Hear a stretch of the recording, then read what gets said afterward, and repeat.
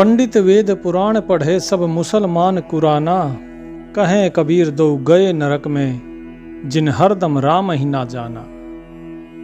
कि चाहे पंडित वेद पढ़ता हो या पुराण पढ़े, कुछ भी पढ़े, मुसलमान कुरान पढ़ते हैं, कोई इंजील पढ़ता है, कोई बाइबल पढ़ता है। कबीर साहब कहते हैं कि भाई ये सब के सब नरक में जाएंगे, क्योंकि इन्होंने उस परमात्मा को जो हरदम है, हर घड़ी है, हर पल है, कोई ऐसा पल नहीं, कोई ऐसा क्षण नहीं जब वो मौजूद ना हो। यही चीज बुद्ध ने भी कही, यही चीज रामचरितमानस में भी कही, यही चीज गरीबदास महाराज ने भी कही। तुलसीदास जी कहते हैं, हरि व्यापक सर्वत्र समाना, प्रेम ते प्रगट होई मैं जाना। कि वो परमात्मा सभी जगह व्यापक है, सर्वत्र व्यापक है और वो सभी के अंदर समान रूप से समाया हुआ है। महाराज कहते हैं अपनी वाणी में, बिन बर्तन एक वस्तु है, संग्रह संचन ना है, जाकी कीमत परख है, सो व्यापक सब माँ है। कि वो परमात्मा एक बर्तन रूपी समझ लीजिए कि वो एक वस्तु है, लेकिन वास्तव में बर्तन है नहीं। बिन बर्तन, बिना बर्तन के एक वस्तु है जिसका ना संग्रह किया जा सकता है, ना उसे किसी एक जगह इकट्ठा किया जा सकता है। वो सर्वव्यापक है। यदि बर्तन होगा तो एक ही जगह इकट्ठी हो जाएगी चीज, लेकिन साहिब कहते हैं नहीं, वो क्या है, सो व्यापक सब माही, वो सभी के अंदर व्याप्त है। उसकी कोई कीमत नहीं है। उसकी कीमत क्या है? उसकी कीमत है परख, जाकी कीमत परख है। यदि उसको परख लेते हो तो यही उसकी वास्तविक कीमत है। तो उसको जो परखता है वही जान पाता है। अवगत मोले पुरुष तू, पार ब्रह्म परवान, सब घट व्यापक साइया, बूझो आत्मज्ञान। कि उस अवगत, उस मोला को, उस पुरुष को जो कि वो परमात्मा है। साहिब कहते हैं, हे मेरे मालिक, हे मेरे मोला, हे मेरे परमात्मा, तू पार ब्रह्म है, तू ही परवान है। अर्थात सबसे अधिक परवीन तू ही है और परे से परे जो परम पद है वो भी तू ही है। लेकिन फिर भी तू सभी घट में, सब घट व्यापक साइया, लेकिन फिर भी तू सभी के घट में, सभी के हृदय में विराजमान है। यदि कोई जान सकता है तो इस आत्मज्ञान को जानो। यही वास्तविक आत्मज्ञान यहां पर साहिब बताते हैं। फिर कहते हैं, अलफ इलाम करीमा कादर है कुदरत के माही, थावर जंगम जून जहाना, सब घट व्यापक साई। कि अलफ इलाम अर्थात जो ज्ञान है, अलफ होता है जो शुरुआती, जैसे अपना होता है ना ए अनार, इसी तरह जो अरबी है उसमें क्या है, ए से अलिफ। तो साहिब कहते हैं कि इस ए अनार से लेकर और जितनी भी वाणी है, जितना इलाम अर्थात इल्म जो ज्ञान है, वो सब कौन है? बोले करीमा कादिर। कि वही मालिक ही है जो कर्म करने वाला है, जो सब पर मेहरबान है, वही सबके अंदर समाया हुआ है कुदरत के माही। इस कुदरत में वही है। लेकिन जब तक लोग इस चीज को जानेंगे, जब तक लोग इस चीज को पहचानेंगे नहीं, तब तक बात नहीं बनेगी। थावर जंगम जून जिहाना, सब घट व्यापक साई। वो सभी घट में व्याप्त है। कहां पर? थावर जंगम जून जिहाना। वो गड्ढे में भी है, वो पर्वत में भी है, वो जंगल में भी है, वो सभी जोनियों में है। हर एक के अंदर इस जहान में केवल और केवल वो परमात्मा ही व्याप्त है। क्या कहते हैं कबीर साहब? कि भूला वे अहमक नादाना, जिन हरदम राम ही ना जाना। बरबस आनी के गाय पछारी, गरा काट जीव आप लिया। जियत जीव मुर्दा कर डारे ताको कहत हलाल हुआ। कि भाई तुम भूल गए हो, जितने भी मांस खाने वाले लोग हैं साहिब कहते हो अरे मूर्ख हो, अहमक नादाना। अहमक होता है जो नशा करते हैं, जो गलत कार्य करते हैं, पाप करते हैं। बोले अरे नादान पापी, तुमने हर दम हर जीव में उस मालिक को नहीं जाना, और अगर नहीं जाना तो फिर कहां मुक्ति पाओगे। यदि तुमने उस मालिक को जान लिया होता तो इस गाय को तुम काटते नहीं। अब इस गाय को जो तुमने काटा है तो इसका अब खून तुम्हारे सर है, अब तुम्हें इस लेने का देना करना होगा, अदले का बदला होगा। तो ये जितना भी है, ऐसा नहीं सिर्फ गायें। साहिब कहते हैं जियत जीव मुर्दा कर डारे ताको कहत हलाल हुआ, जाहि मास को पाक कहत हो ताकि उत्पत्ति सुन भाई। रजो वीर से मास उपानी सो मास न पाकी तुम खाई। कि तुमने एक जीते जीव को मुर्दा कर दिया, मार डाला। अब चाहे इसमें बकरा हो या मुर्गा हो, चाहे इसमें गाय हो या भेड़ हो, इन सबको मारकर तुम खाते हो और फिर कहते हो कि अरे ये हलाल है। वो हलाल कहां से हो गया, वो तो हराम हो गया। और जिस मांस को तुम कहते हो बोले ये पाक है, पवित्र है, पवित्र कैसे हुआ? उसकी उत्पत्ति सुनो। साहिब कहते हैं कि इसकी उत्पत्ति रजोवीर से होती है और उसी रजोवीर से ही ये मांस पैदा होता है। जो बैल और गाय के मिलन से ही इसकी उत्पत्ति हुई, और उस मांस को फिर तुम उस नापाक को तुम खाकर कहते हो, जो अशुद्ध है उसे तुम खाकर कहते हो कि ये पाक है। बोले इससे बड़ी मूर्खता क्या होगी। अपनी देख कहल नहीं अहमक। अब पूछते हैं कि भाई तुमने ऐसा क्यों किया, तो क्या कहते हैं लोग? बोले जी ये तो कुर्बानी हमारे बड़े बड़े देते आए। कोई बकरा काटता है, बोले जी ये बलि, पहले भारत में भी बलि प्रथा थी, हिंदू लोग बलि चढ़ाते थे, तो साहिब इस चीज का विरोध करते हैं। तो लोग कहते हैं कि ये तो हमारे पूर्वज करते आए हैं। आज भी लोग जो गलत कार्य करते हैं, अगर उनको कहा जाए कि ये काम सही कर लो तो क्या कहेंगे? बोले हमारे बड़े बुजुर्ग ये करते आए हैं। तो साहिब कहते हैं अगर उन्होंने गलत किया तो तुम भी गलत करोगे क्या? क्योंकि अपनी देख कहत नहीं अहमक कहत हमारे बड़न किया, उसकी खून तुम्हारी गर्दन जिन तुमको उपदेश दिया। कि भाई याद रखना, तुम बेशक आज कह रहे हो कि ये तो हमारे बड़ों ने किया था, तुम्हारे बड़ों का किया कर्म का फल वो भोगेंगे और तुम्हारे कर्मों का फल तुम्हें भोगना होगा। तुम कहते हो कि ये अच्छा किया, जबकि ये बहुत बड़ा पाप है।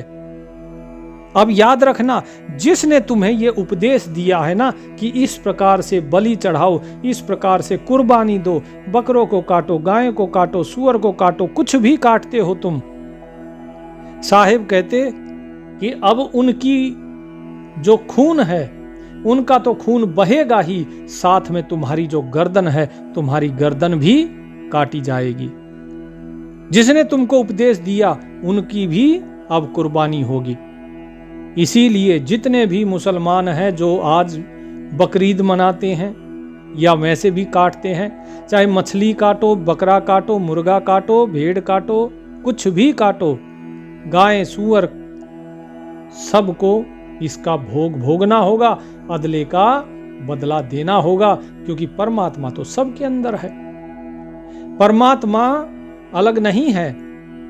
अर्श कुर्स में व्यापक देवा, पूर्व रहा जगदीशम, दृष्टि मुष्टि से अगम अगोचर देखा विश्व बीसम। वो परमात्मा सभी के अंदर व्याप्त है। वो अर्श कुर्स अर्थात जो स्वर्ग से लेकर पाताल तक, ऊपर से लेकर नीचे तक, नख से लेकर शिखा तक, हर जगह हर चीज में वो जगदीश जो है वो परमात्मा वही व्याप्त है। लेकिन वो ना दृष्टि में आता है, ना ही वो हाथ से मुट्ठी में आता है, वो पकड़ा नहीं जा सकता। वो अगम है, अगोचर है, लेकिन फिर भी पूरे का पूरा है। विश्वे 20 है, अर्थात 100% है, उसमें कोई घटा बढ़ी नहीं होती है। और तुमने उस परमात्मा को नहीं जाना और बकरों को काट दिया। क्या कहा साहिब ने फिर? साहिब कहते हैं, शाह गई सफेदी आई, दिल सफेद अजहू ना हुआ, रोजा बांग निमाज क्या कीजे, हुजरे भीतर पैठ मुआ। कहते हैं कि भाई तुम्हारी जो बाल थे, वो बालों की जो कालिक है वो चली गई, शाही गई। इंसान जवान होता है, बाल काले होते हैं, और धीरे धीरे जब बुढ़ापा आना शुरू होता है तो सफेदी आनी शुरू हो जाती है। लेकिन फिर भी तुम्हारे अंदर जो है आज तक तुम्हारा दिल साफ नहीं हुआ, दिल अभी भी सफेद नहीं हुआ, दिल तो अभी भी काला है, तुम आज भी काली करतूत में लगे हुए हो। एक बार एक व्यक्ति था, उसका समय हुआ तो यमराज उसको लेने के लिए आते हैं। बाद में पता लगता है कि भाई इसकी तो कुछ सांसें बची हैं, तो उसको फिर चेतावनी देकर छोड़ देते हैं। लेकिन जब वो व्यक्ति देखता है काल का नजारा, उस नरक का नजारा, तो वो घबरा जाता है। वो कहता है कि हे यमराज, मुझे नरक में नहीं जाना। यमराज कहते हैं कि हम गलती से तुम्हें ले आए हैं, लेकिन तुम्हारा शरीर अभी सही सलामत है, तुम वापस जाओ अपने शरीर में। अब वो सोचता है कि अरे मैं क्या करूं, कैसे मुझे बचना चाहिए इस नरक से। तो यमराज कहते हैं जाकर अच्छे पुण्य कर्म करो, प्रभु का सुमिरन करो, तभी तुम यहां से बच सकते हो, अन्यथा तुम्हें नरक में आना, तुम्हारे कर्म जो हैं तुम्हें नरक में आना निश्चित है। वो व्यक्ति जाने से पहले यमराज को कहता है कि ठीक है, तो जब भी मेरा आने का समय होगा तो मुझे पहले से इशारा कर देना, एक बार इशारा कर देना, ताकि मैं अपने पुण्य कर्मों को सुधार लूं, प्रभु का सुमिरन करने बैठ जाऊं। यमराज कहता है कि ठीक है। उसके बाद व्यक्ति को फिर से जीवित कर दिया जाता है, आत्मा को वापस प्रवेश कराया जाता है उसी शरीर में, और उसके बाद वो फिर से इसी संसार में लग जाता है। भूल जाता है कि मुझे जाना है, लेकिन समय कितना बचा है ये तो उसे पता नहीं था। धीरे धीरे बुढ़ापे की तरफ चलता है, बाल सफेद हो जाते हैं, आंखों से देखना रह जाता है, दांत गिर जाते हैं, खाना नहीं खा पाता है, लेकिन फिर भी संसार में लगा रहता है। और अंत में आती है मृत्यु। और जब मृत्यु आई, यमराज के पास जब ले जाया गया उसे, तो उसने क्या कहा? बोले तुम तो बड़े धोखेबाज निकले। यमराज ने कहा कि मैं धोखेबाज कैसे? बोले मैंने तुमको कहा था कि आने से पहले मुझे कम से कम एक चेतावनी तो दे देना, एक बार मुझे आगाह कर देना। तो यमराज कहते हैं कि भाई मैंने तो तुम्हें एक नहीं, दो नहीं, तीन तुम्हें भेजे थे संदेश, लेकिन तुमने सब दरकिनार कर दिए। पहला संदेश था जब तुम्हारे बाल काले से सफेद हो गए, तो यह संदेश था पहला कि भाई तेरी स्याही चली गई, अब सफेदी आ रही है, बुढ़ापा आ रहा है, अब तेरा समय नजदीक आ रहा है, सुमिरन कर ले। लेकिन तुमने बालों में रंग लगाना शुरू कर दिया, फिर तुम्हारे दांत गिराए, तुम्हारी आंखें कमजोर करी, लेकिन तुमने जो है चश्मा लगवा लिया, ऐनक लगवा ली। दांत गिरे तो तुमने नकली दांत चढ़वा लिए, लेकिन तुमने कभी भी ये ध्यान नहीं दिया कि हां मेरा चलने का समय हो रहा है। तो अंत में अब तुम्हारे श्वास खत्म हो गए, तो तुम्हें यहां आना ही पड़ेगा अब तो, और अब तुम्हें नरक जाना ही पड़ेगा। तो साहिब यही कहते हैं कि भाई तुम्हारा दिल तो अभी तक सफेद नहीं हुआ, और देखो तुम्हारी बालों में सफेदी आ गई है। तुम क्या करते हो? रोजा करते हो, बांग देते हो, नमाज करते हो, लेकिन हुजरे भीतर पैठ मुआ। लेकिन तुम्हारे हृदय के अंदर वो परमात्मा तो नहीं आया।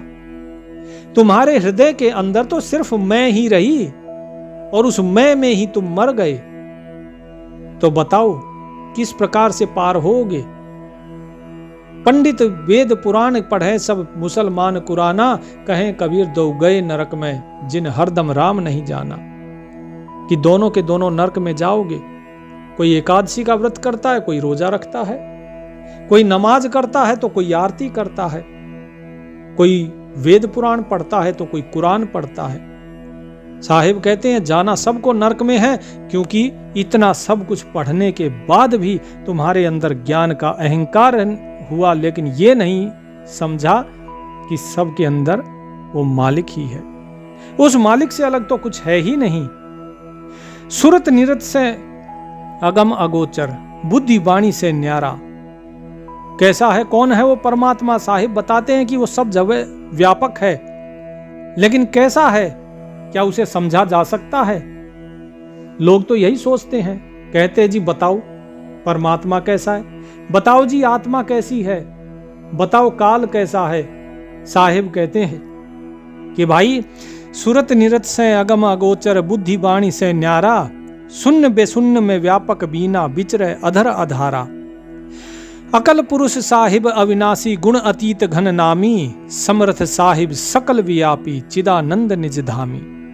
कि वो सुरति नृत्य से भी आगे है, बुद्धि वाणी इनसे न्यारा है। ना बुद्धि से समझा जा सकता है, ना वाणी से उसका बखान किया जा सकता है। सुन्न बेसुन्न इन सभी के अंदर वही व्याप्त है, इन सब के अंदर व्याप्त होते हुए भी बिना आधार के वो विचरण करता है अधर में। शाश्वत है, सभी जगह है, लेकिन फिर भी है, कहीं चलायमान नहीं होता, फिर भी सभी जगह आता जाता है। वो अकल पुरुष साहिब अविनाशी है, अर्थात काल से परे जो परमात्मा है वो अविनाशी है, गुणातीत है, वो समर्थ है, वो सकल व्यापी है, सभी जगह व्याप्त है, वो चिदानंद है, अर्थात चित्त को आनंद देने वाला, चित्त स्वरूप है, आनंद स्वरूप है, और वो अपने धाम में है। तो साहिब ये सारी बातें बताते हैं कि ऐसा मत समझो कि वो कहीं मंदिर में है, कहीं मस्जिद में है, कुरान पढ़ने से मिलेगा या ग्रंथ वेद पुराण पढ़ने से मिलेगा। कहते हैं पूर्ण ब्रह्म चितानंद, चीनो जी ब्रह्म व्यापक ब्रह्म समाना है सोई। क्या कहा कि पूर्ण ब्रह्म चितानंद चीनो जी, कि उसको पहचानो। कैसे पहचानोगे? कि पूर्ण ब्रह्म चितानंद चीनो जी व्यापक ब्रह्म समाना है साईं, अरस कुरस में भर्म विटंब है, मृग तृष्णा मृग के संग लाई।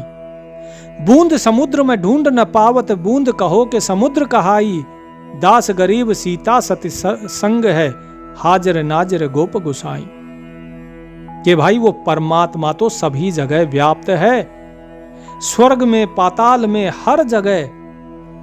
और जिस स्वर्ग पाताल की तुम इच्छा करते हो कि मैं स्वर्ग में जाऊंगा, मुझे नरक में नहीं जाना, मुझे तो इस लोक में जाना है, फलाने लोक में जाना है। साहिब क्या कहते हैं, बहुत से लोगों को है ना कि भाई हमें सतलोक जाना है। साहिब कहते हैं अर्श कुरस में भ्रम विटंब है, कि ये सब कुछ भ्रम है, तुम्हारी तृष्णा है, मृग तृष्णा है, जो सोचते हो हमें स्वर्ग मिलेगा, उत्तम लोक मिलेंगे। कौन से लोक मिलेंगे, कौन सा स्वर्ग मिलेगा? क्या अलग से कोई लोक है क्या? ये सब कुछ भ्रम है, विटंब है।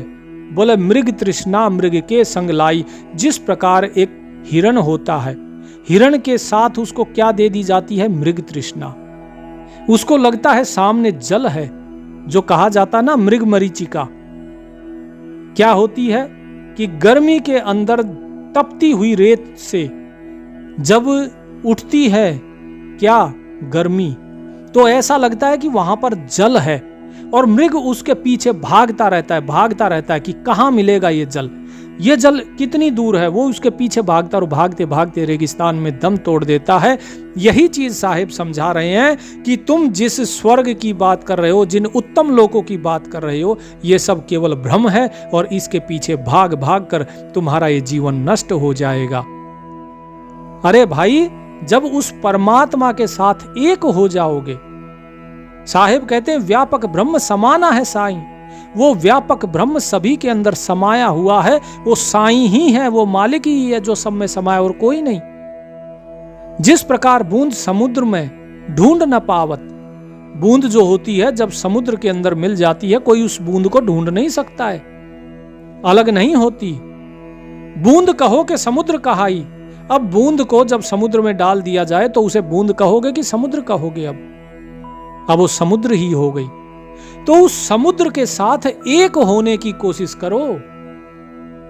अलग अगर जब तुम हो तो तुम अलग ही रह जाओगे, उसके साथ एक नहीं हो पाओगे और बंधन में ही रह जाओगे, मुक्ति नहीं होगी। यही चीज साहिब यहां समझाना चाह रहे हैं। फिर क्या कहते हैं? बोल व्योम जलाबिंब व्यापक सारे ही। व्योम अर्थात जो आकाश है। व्योम जलाबिंब व्यापक सारे ही लाल समुद्र के बीच बसे हैं। मुरजीवा प्रीत लगी नग लैन की ताही समुद्र को पार धसे हैं। कि जिस प्रकार जो आकाश है, वो जो सागर है, समुद्र है, उसके अंदर पूरी की पूरी तरह वो दिखाई देता है। आकाश का अगर नीला है रंग तो पूरा समुद्र जो है वो नीला दिखाई देगा, और अगर हरा है तो हरा दिखाई देगा। जैसा आकाश का रंग होता है समुद्र का रंग वैसा ही दिखाई देता है। वही आकाश जो है उसका प्रतिबिंब उस समुद्र के जल पे पड़ता है। सूर्य निकलता है तो उस सूर्य की चमक उस जल पे पड़ती है और लहरें चमकती हैं। साहिब कहते हैं कि जिस प्रकार से ये सब कुछ उस जल के अंदर समाया हुआ है, व्याप्त है, तुम उस जल को कहीं से भी उठाकर देख लो, उसमें वही चीज मिलेगी, वही तत्व मिलेगा। आकाश वहां भी है। साहिब कहते हैं इसी प्रकार समुद्र के बीच में लाल बसा हुआ है। लाल क्या है? मोती। लेकिन उस मोती को पाने के लिए कब आपको वो मोती मिलेगा? कैसे, क्या पाने के लिए करना पड़ेगा? तो साहिब कहते हैं मुरजीवा प्रीत लगी नग लैन की, कि उस मोती को लेने की प्रीत, प्रेम जिस मुरजीवा गोताखोर के अंदर होगी, ताही समुद्र को पार धसे हैं, उसे उस समुद्र में कूदना पड़ेगा, उसे उस समुद्र के अंदर जाना पड़ेगा, तभी उसे मोती मिलेगा। तो प्रेम होना चाहिए। उस परमात्मा को अगर पाना है तो परमात्मा के अंदर गोता मारने के लिए प्रेम होना चाहिए। जब प्रेम होगा तभी तो गोता मारोगे ना, नहीं तो डर के मारे बाहर ही बैठे रह जाओगे, अरे कहीं डूब ना जाऊं। ये प्रेम रूपी समुद्र है, इस प्रेम रूपी समुद्र में आपको डूबना ही पड़ेगा, तभी जाके उस नग को आप ले पाओगे। साहिब कहते हैं दादू साहिब, दादू दरिया प्रेम का उल्टी वाकी धार, जो उबरा सो डूब गया और जो डूबा सोई पार। ये प्रेम का दरिया बड़ा उल्टा है, ये बड़ा उल्टा बहता है, क्योंकि इसके अंदर क्या है, अगर कोई डूब जाता है, कोई इसके अंदर प्रेम के अंदर गोता लगा लेता है, डूब जाता है, तो वो पार हो जाता है। लेकिन जो डर के मारे इस प्रेम से बाहर रहता है, वो इस भव सागर में डूब जाता है। तो डूबना तो दोनों को ही है। प्रेम में डूबोगे तो पार हो जाओगे, और अगर संसार में डूबोगे, प्रेम से विमुख रहोगे, तो इस संसार में डूब जाओगे। डूबना तो है, अब आपको किस में डूबना है ये तो आप ही जाने। तेल तेल तिली मध्य व्यापक सारई, ठीक है जी। जो तेल होता है वो तेल क्या है? तिल के अंदर होता है। कि तेल तिली मध्य व्यापक सारई, अग्नि काष्ट के जो बीच जरे है। दूध गऊ गति रूम तो चादर इमृत धारा, जो सिंधु बहे है। साहिब कहते हैं कि भाई जिस प्रकार से तिल के अंदर तेल व्याप्त होता है, सार उसका क्या है? सार तो तिल का तेल ही है ना, लेकिन वो दिखता नहीं है। आग जो है वो लकड़ी के अंदर होती है। आपने एक थोड़ी सी तीली ही तो दिखाई थी, लेकिन लकड़ी में फिर जो इतनी आग आई वो कहां से आई? वो सारी आग उसके अंदर थी, उस लकड़ी के अंदर, लेकिन बाहर दिखती नहीं है। इसी प्रकार दूध जो होता है वो गाय के अंदर होता है, लेकिन अंदर देखोगे तो क्या है? रूम है, त्वचा है, यही तो है, हड्डी मांस है, लेकिन वो दिखता नहीं है, लेकिन फिर भी दूध निकलता है। ठीक इसी प्रकार वो परमात्मा रूपी जो सिंधु है, जो सागर है, जो मानसरोवर है, वो इस शरीर के अंदर ही है। वो दिखता नहीं है, लेकिन वहां से अमृत धारा बहती है। ये वही अमृत धारा है जो आपके कपाल से निकलकर और नीचे इस शरीर में जाती है धीरे धीरे। सारी ऊर्जा का स्रोत वही है इस शरीर का, और धीरे धीरे ये नीचे तक जाती है। कहां तक जाती है? नीचे, मूल कमल पे नहीं, इंद्री कमल तक। और उसी इंद्री कमल के माध्यम से आप उस सारी जो अमृत है उसे सारा व्यर्थ कर देते हो, बहा देते हो। तो साहिब क्या कहते हैं? साहिब कहते हैं कि वो व्याप्त तो है, लेकिन आप उसे समझ नहीं पाते हो, देख नहीं पाते हो। जैसे अग्निकाष्ठ के माही, ऐसे घट घट व्यापक साई, निर्गुण ब्रह्मरूप सरगुण काया, दो कर सेती ताल बजाया। कि जैसे ताली बजती है तो ताली एक हाथ से कभी नहीं बजती, दो हाथ से ताली बजती है। ठीक इसी प्रकार जैसे आग है, अग्नि किसके अंदर होती है? काठ के अंदर होती है, लकड़ी के अंदर। लकड़ी नहीं होगी तो अग्नि अलग से कहां रहेगी? अग्नि को कभी अलग से जलते देखा है बिना किसी माध्यम के? तो वो लकड़ी है तो उसी के अंदर ही अग्नि है। साहिब कहते हैं कि ऐसे घट घट में वो साईं व्याप्त है, वो परमात्मा व्याप्त है, वो सर्वव्यापक है। बहुत से लोग कहते हैं नहीं जी वो तो एक जगह है, एक जगह है और उसकी शक्ति सब जगह व्याप्त है। जब कोई चीज एक जगह होती है, जैसे सूर्य है एक जगह है, जैसे जैसे आप उससे दूर जाओगे उसकी गर्मी और उसका प्रकाश घटता चला जाएगा, लेकिन परमात्मा का ऐसे नहीं घटता है। इसका अर्थ यह हुआ कि परमात्मा किसी एक जगह नहीं है। कहीं पर भी यह नहीं बताया गया है वाणी में साहिब के द्वारा, परमात्मा के द्वारा, कि भाई वो परमात्मा जो है, वो साईं जो है, उसकी शक्ति लोगों में है। सभी जगह यही कहा गया है कि वो परमात्मा ही सब जगह है। ऐसे घट घट व्यापक साईं। फिर क्या कहा? निर्गुण ब्रह्म रु सरगुण काया, दो कर सेती ताल बजाया। कि ये संसार जो बना हुआ है ये निर्गुण ब्रह्म और सगुण रूपी काया के माध्यम से बना हुआ है। तो जो परमात्मा है वो क्या बताया? वैसे तो गुणातीत है, लेकिन जो इस शरीर के अंदर आ जाता है तो वो निर्गुण हो जाता है। और सगुण क्या है? सगुण है काया। जिस तरह कोई शरीर धारण करता है, श्री राम ने शरीर धारण किया तो जो श्री राम थे वो सगुण थे, उनके अंदर जो ब्रह्म बैठा था वो निर्गुण था। और जो उससे भी परे जो परमात्मा जो ना आता है ना जाता है वो क्या है? गुणातीत है। एक उदाहरण के माध्यम से समझाऊं तो जिस प्रकार से चांद की चांदनी गिरती है एक घड़े में, उस घड़े के अंदर जल होता है। जो मटका है, जो जल है, ये सगुण है, लेकिन जो प्रतिबिंब उसके अंदर है, मटके के अंदर चांद का, वो निर्गुण है। और जो चांद है वो गुणातीत है। इस प्रकार से इसे समझा जा सकता है। फिर साहिब क्या कहते हैं अपनी वाणी में? कहते हैं कि कौन है? बहुत से लोग कहते हैं ना, बोले जी ब्राह्मण ब्राह्मण। अभी जैसे साहिब ने बताया पंडित वेद पुराण पढ़े सब, मुसलमान कुराना, तो पंडित ब्राह्मण ये कौन है? तो साहिब इस चीज का भेद बताते हैं कि ऐसा नहीं है कोई ब्राह्मण के किसी ब्राह्मण माता से पैदा हुआ तो वो ब्राह्मण है, नहीं। साहिब कहते हैं कि सभी के सभी एक ही द्वार से पैदा होते हैं। तो पैदा होते हैं तो सभी शूद्र ही होते हैं, क्योंकि सभी माता के गर्भ से आते हैं। तो सभी भग से ही पैदा हुए हैं, उस भग को ही भोगते हैं। तो फिर कोई पुरुष ब्राह्मण नहीं है, सभी के सभी शूद्र हैं।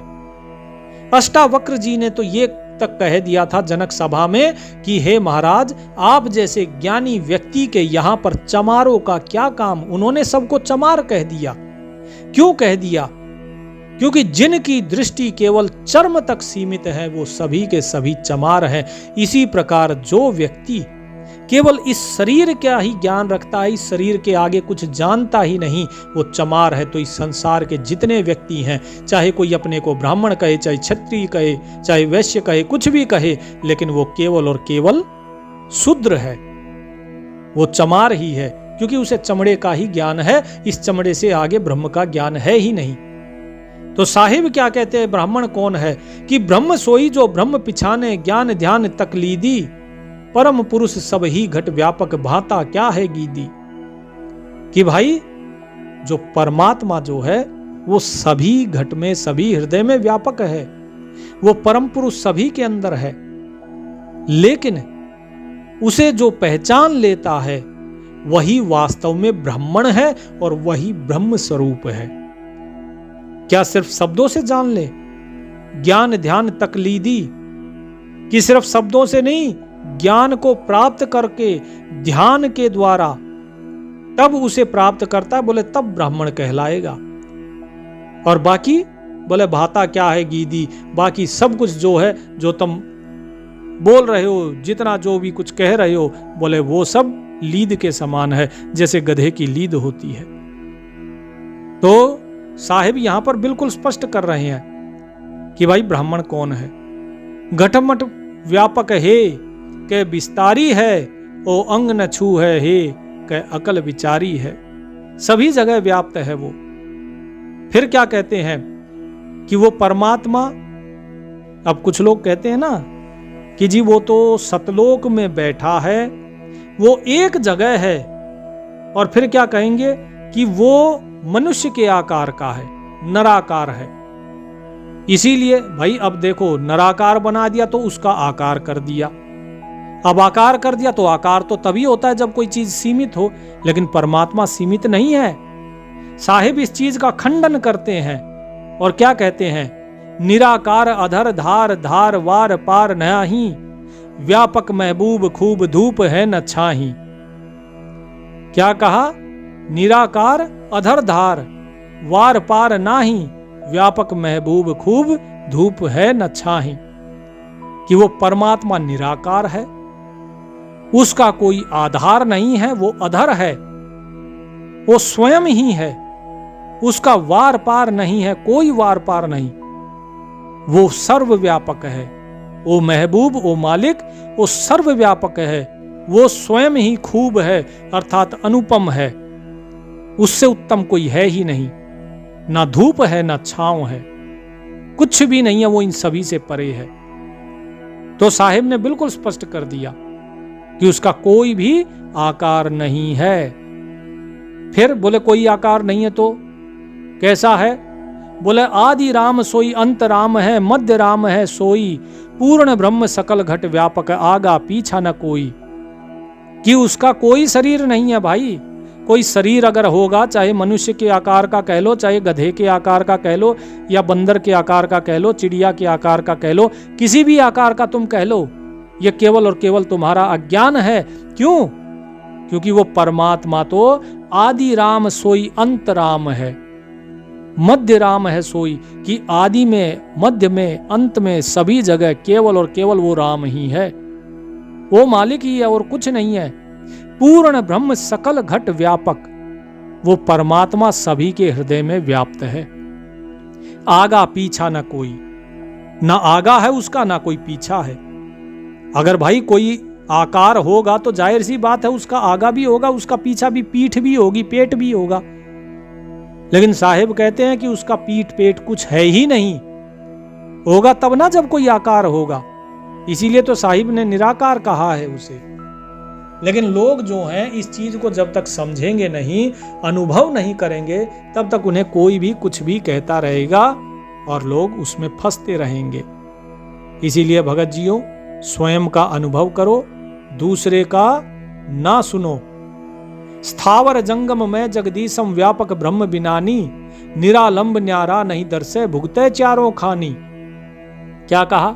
कि स्थावर जंगम में जगदीशम, कि स्थावर में, जंगम में, जंगल में, पहाड़ में, नदी में, हर जगह वो परमात्मा ही है। व्यापक ब्रह्म बिनानी, वही व्याप्त है और कुछ नहीं है।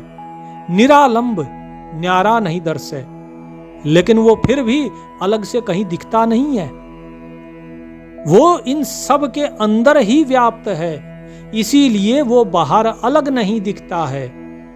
भुगते चारों खानी, और वो हमें क्या दिखाई देता है कि वही सभी के अंदर है, तो चारों खानियों में वही है और वही चारों खानियों में जन्म मरण ले रहा है। हमें अज्ञान के कारण ऐसा प्रतीत होता है। जो ये सोचता है ना, अगर किसी को ये कह दिया जाए कि भाई परमात्मा सर्वव्यापक है, तो वो यही तो प्रश्न करता है कि भाई अगर सर्वव्यापक है तो फिर ये दुख क्यों भोग रही है सारी दुनिया। तो ये अज्ञान के कारण हमें लगता है कि वो चारों खानियों में आ रहा है, चारों खानियों में भुगत रहा है। लेकिन वो किस प्रकार से सभी के अंदर है, ठीक इसी प्रकार से है जैसे सूर्य तो अलग आकाश में है, लेकिन उसका प्रतिबिंब नीचे अगर 1000 घड़े या दर्पण हैं, उन सभी के अंदर उसका प्रतिबिंब है, उन सभी में भी सूर्य दिखाई देगा। तो अगर वो सूर्य उन सभी में दिखाई दे रहा है, तो एक बात और सोचिए, क्या यदि किसी जो घड़ा है जिसमें प्रतिबिंब दिख रहा है, अगर उसका जल खाली कर दिया जाए तो कहां गया वो सूरज का प्रतिबिंब? क्या उससे सूरज निकल गया? सूरज उसमें कभी अंदर गया ही नहीं था जो निकलेगा। तो ना आता है ना जाता है, वो केवल प्रतिबिंब था। वो जल के कारण था, जल समाप्त हो गया तो प्रतिबिंब भी नहीं है। तो कोई आया गया? नहीं आया गया। लोग कहेंगे, बोले भाई ये तो चला गया। कहां चला गया? कौन चला गया? सब कहते हैं भाई अब एक दिन चलने का समय आएगा, हमें भी संसार से कूच करना होगा, जाना होगा। कौन जाएगा? तुम हो कौन? पहले मैं को तो जानो कि तुम कौन हो। साहिब कहते हैं चालू चालू सब कहें मुझे अंदेशा और, साहिब से परचे नहीं पहुंचेंगे किस ठोर। कि भाई जब उस परमात्मा को जानते ही नहीं हो तो फिर कहां पहुंचोगे? तुम तो ये कहते हो कि हाँ भाई चलेंगे चलेंगे। कहां चलोगे? किस ठोर पे पहुंचोगे जब तुम जानते ही नहीं हो? तो इसीलिए साहिब कहते हैं उसे जानो, उसे पहचानो, और उसे जाना जाएगा सुमिरन के द्वारा। और इस सुमिरन का भाव होता है, इस सुमिरन का कुछ अर्थ होता है।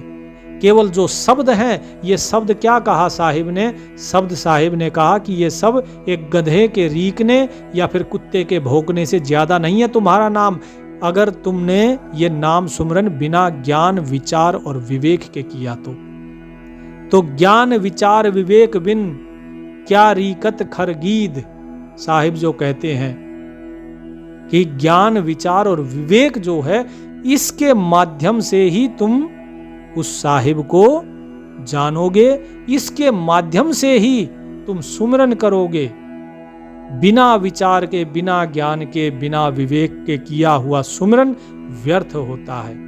इसीलिए भगत जियों, उस परमात्मा को निराकार मत जानो, वो निराकार है।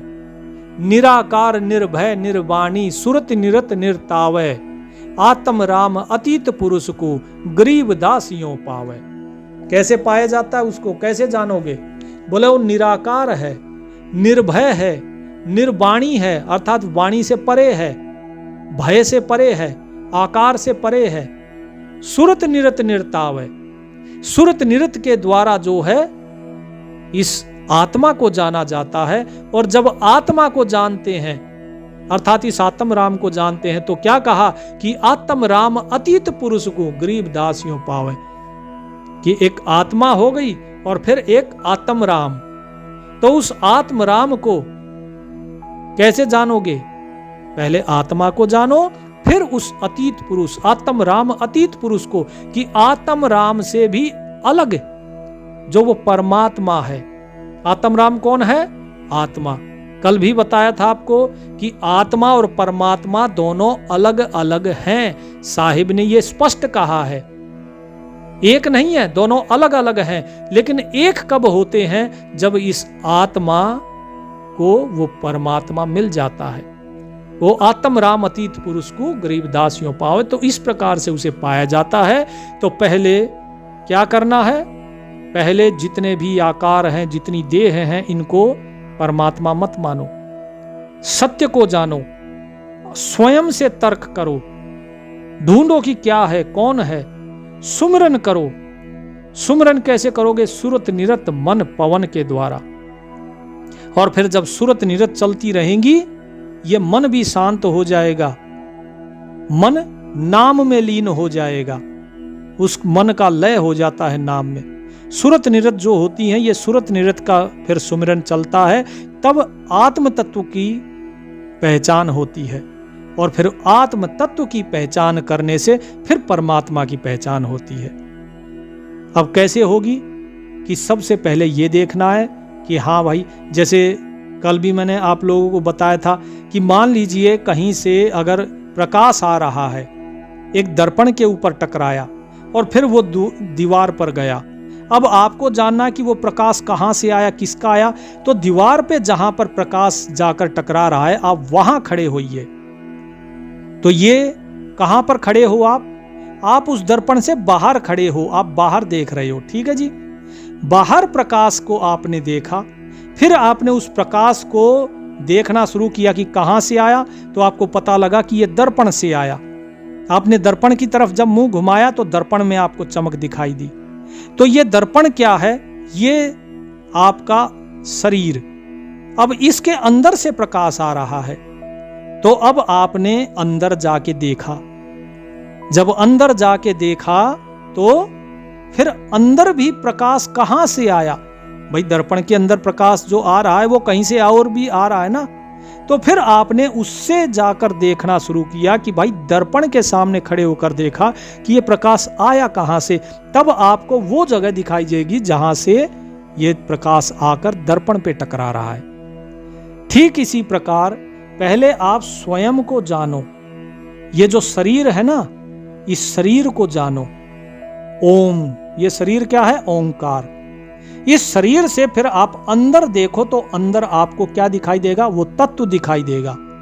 उस तत्व को जब जानोगे, फिर उस तत्व से फिर आप देखो कि कौन है, फिर आपको वो सत्य दिखाई देगा। ठीक है जी, जिसे कहा जाता है सार, वहां से वो दिखता है। तो इस प्रकार से देखने का तरीका होता है। साहिब ये सारी चीजें वाणी में समझाते हैं। ऐसा नहीं है कि बोले जी आत्मा ही परमात्मा हो गई। ये ठीक है, आत्मा परमात्मा है, लेकिन वो अलग भी है। हम लोगों के लिए वो अभी अलग है।